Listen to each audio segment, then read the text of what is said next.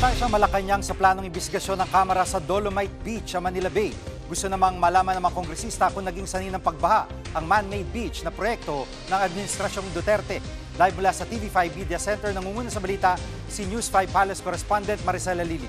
Maricel, sabi ni VP Sara kamakailan ay pamumulitika lang ng administrasyon ang isasagawang pagdinig. Anong tugon dito ng palasyo?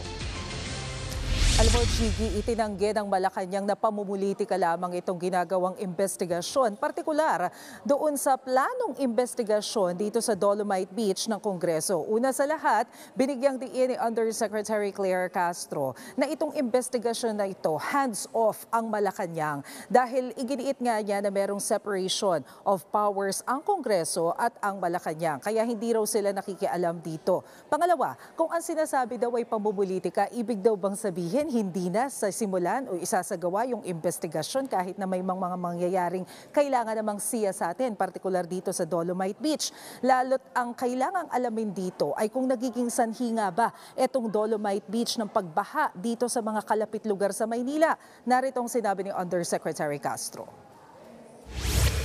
Hindi naman po ibig sabihin na kapag ka po iniimbestigahan ang mga proyekto na nakaraang administrasyon, ito'y pamumulitika lamang. Bago sila magsalita niyan, patunayan muna nila na ang Pangulo ang behind dito sa Dolomite Beach probe. Hindi naman po yun makatwiran at unfair naman po yan sa Pangulo.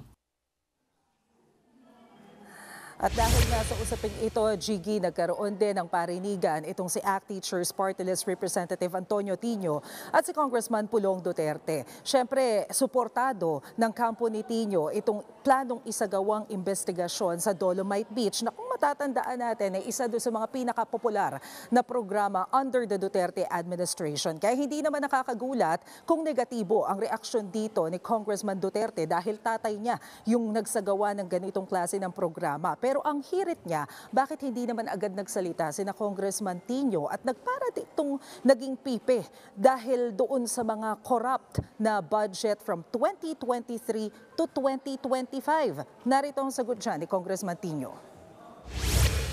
Baka kung ma-attend siya, makikita niya kung ano yung ginagawa natin sa paniningil sa Marcos Jr. administration mismo at kay Pangulong Marcos mismo.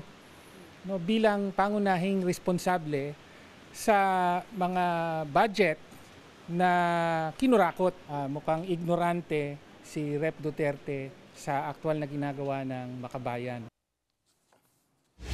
At Maricel, may mga panawagan din na dagdagan pang kapangyarihan nitong ICI. May reaksyon na ba ang Malacanang tungkol dito?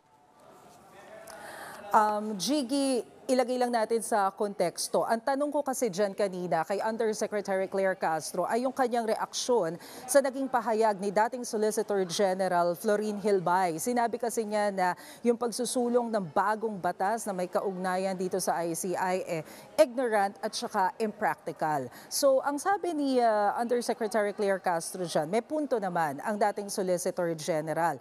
Kung tatandaan daw natin nung mga nakakaraan, naging issue din na baka redundant na ang ICI dahil meron namang mandato ang Ombudsman at DOJ para siyasatin at panagutin itong mga involved sa anomaly sa flood control. Pero ang sinasabi nga dyan ni Yuse Castro, kung magkakaroon uli ng panibago pang independent body, base dun sa mga proposal ng ilang mga lawmakers, probably magkakaroon na nga ng redundancy. Pero sa ngayon, mas maigi daw na pag-aralan muna ang panukala tungkol dito sa pagtatatag ng Independent People's Commission. Gigi. At kaugnay ng cyber attacks na napapaulat na posibleng magpa-crash dito sa mga website at app, may sinabi rin bang Malacanang tungkol dyan?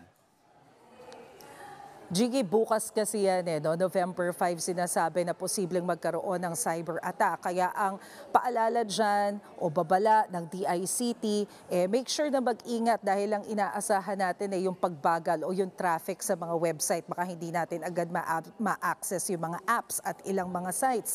Pero ang pagtitiyak naman ng DICT, wala naman daw tayong inaasahan na anumang pagnanakaw ng mga datos.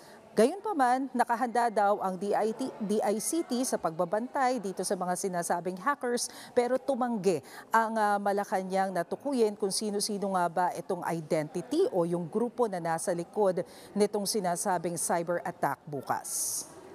Yan ang ulat ni Maricel Alili live mula sa TV5 Media Center.